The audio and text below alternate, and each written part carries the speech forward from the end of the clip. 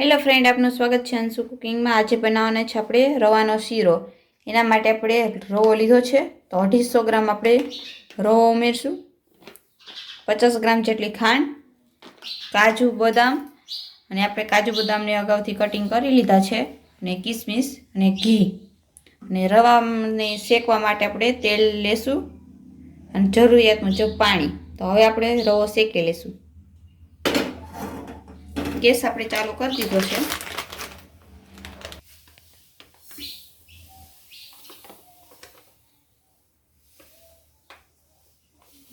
હવે આપણે 250 ગ્રામ રવો કડાઈમાં નાખી દીધો છે।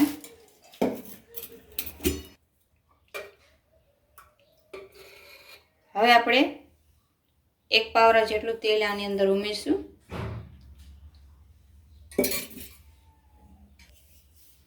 હવે આપણે સારી રીતે મિક્સ કરી લેશું। સારી રીતે મિક્સ થઈ ગયું છે, તો એકદમ રવાનો કલર બ્રાઉન થાય ત્યાં સુધી આપણે આને શેકી રાખશું। રવાનો કલર એકદમ બદલાઈ ગયો છે, તો હવે આપણે એને હલાવતા રહીશું થોડીક વાર, 1 મિનિટ, પછી આપણે નીચે ઉતારી લઈશું। હવે રવાને આપણે એક વાસણમાં કાઢી લઈશું, ગેસ બંધ કરી દઈશું। વાસણમાં આપણે રવો શેકેલો કાઢી લઈશું। હવે આપણે ગેસ ચાલુ કરી દીધો છે, તો હવે આપણે 1 ગ્લાસ પાણી ઉમેરશું આની અંદર।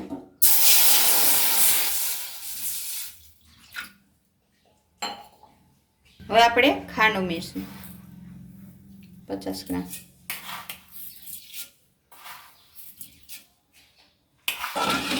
સારી રીતે આપણે મિક્સ કરી લઈશું।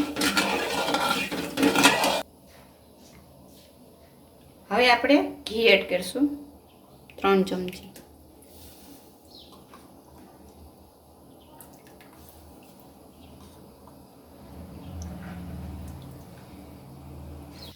હવે આપણે એક ઉકાળો આવી જાય પાણીનો એટલે આપણે રવાની અંદર નાખી દઈશું। હવે આપણે ટેસ્ટ માટે સારું લાગે એટલે આપણે એલચી 4 થી 5 નંગ આપણે ખાંડીને નાખશું આની અંદર। હવે ઉફાણો આવી ગયો છે, તો હવે આપણે આની અંદર રવો નાખશું।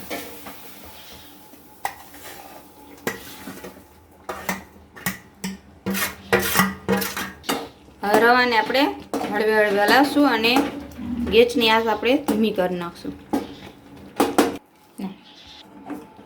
હવે આપણે ગેસ ધીમો કરી નાખ્યો છે, તો હવે આપણે હલાવતા રહીશું। 1 થી 2 મિનિટ સુધી આ રીતે પકવા દઈશું। કડાઈમાં ચોટે નહીં રવો, એટલે રવો બનેલો આપણો એકદમ તૈયાર।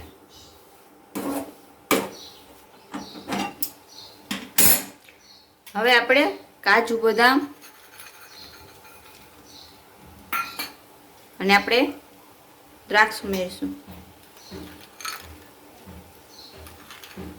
આ રીતે આપણે એને મિક્સ કરી લેશું। હવે આપણે ગેસ બંધ કરી દઈશું। હવે આપણે ગેસ બંધ કરી દઈશું। શીરો બનીને તૈયાર થઈ ગયો છે। તો રવાનો શીરો બનીને તૈયાર છે, તો તમે પણ આવી રીતે ઘરે બનાવી શકો છો। તો અમારી ચેનલને લાઈક, શેર, સબસ્ક્રાઈબ કરવાનું ભૂલશો નહીં। ધન્યવાદ।